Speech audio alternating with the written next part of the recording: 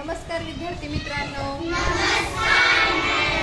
बघा आज आपण झटपट इंग्रजी शिकणार आहोत आणि या व्हिडिओमध्ये आपण 5 वाक्य बघणार आहोत जे मराठीतले वाक्य इंग्लिशमध्ये कसं करायचं आणि ते वाक्य करत असताना कोणती काळजी घ्यायची। तर बघा वाक्य असं आहे, मी थकलो आहे।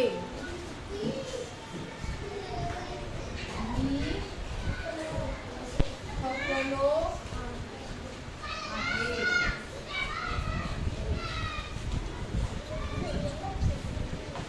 बघा मी थकलो आहे कोणत्या काळातलं वाक्य आहे रे?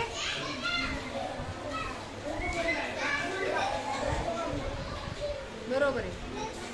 बघा 1 2 3 एक म्हणजे कर्ता कर्म क्रियापद आणि हेच वाक्य इंग्लिश मध्ये करत असताना 1 3 2 म्हणजे कर्ता क्रियापद आणि कर्म कुठे जाईल? शेवटी। सांगा नीला वाक्य काय? आहे ना एम। बोला आय एम। थकले थकलेला शब्द टायर्ड।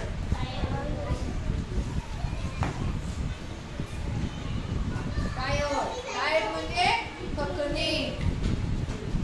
पुढचं वाक्य तो माझा मित्र आहे। घेऊन घेऊ नका, नंतर घ्या, अगोदर समजून घ्या। तो माझा मित्र आहे। बघा समजून घ्या, तो माझा मित्र आहे।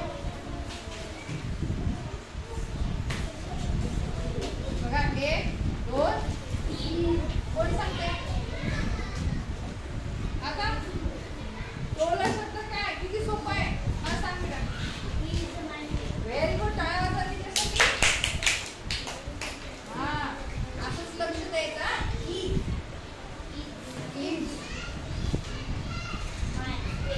माय मित्राला फ्रेंड।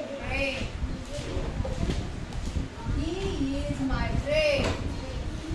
बघा एवढे साधे सोपे वाक्य आहेत आणि आपल्याला पटकन आले पाहिजे। श्रीकांत लक्ष दे। पुढचं वाक्य आहे, ती माझी बहीण आहे। किती सोपं आहे? ती माझी बहीण आहे। ती माझी बहीण आहे। बघा ती माझी बहीण आहे।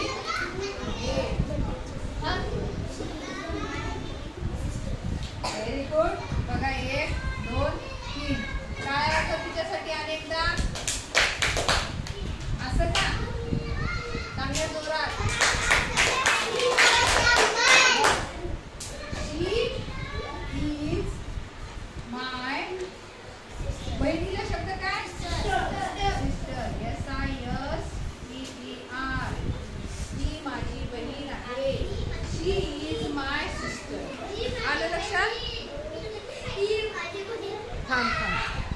तो माझा बॅग आहे। तो माझा बॅग आहे। आपण म्हणतो ना तो माझा बॅग आहे। बघा पुढचं वाक्य, तो माझा बॅग आहे। कसं होईल बरं वाक्य? हा कोण सांगते? हा तो इथे काय आहे? तो माझा बॅग आहे। आपण एखाद्या व्यक्तीबद्दल म्हणत आहे का? नाही। हा व्हेरी गुड। आपल्यापासून दूर आहे तर काही तोला शब्द that is my bag.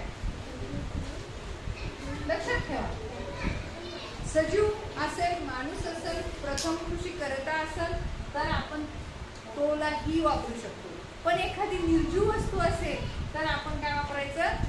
That वापरायचं। आलं लक्षात? That is my bag. पुढचं वाक्य, मी तयार आहे। बघा किती सोपं वाक्य आहे। शेवटचं वाक्य आहे, मी तयार आहे. हे तर सगळ्याला सांगता आलं पाहिजे. सगळ्याला सांगता आलं पाहिजे. हा श्रीकांत सांग. हा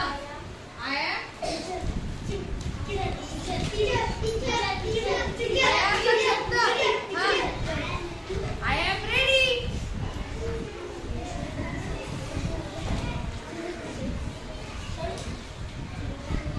आय एम रेडी. काय रेडी, मी तयार आहे. बघा समजलं सर्वांना. आता तुम्हाला कळायला कसं असेल मराठीतलं वाक्य आपण कसं झटकन इंग्लिश मध्ये करतो. आवडलं?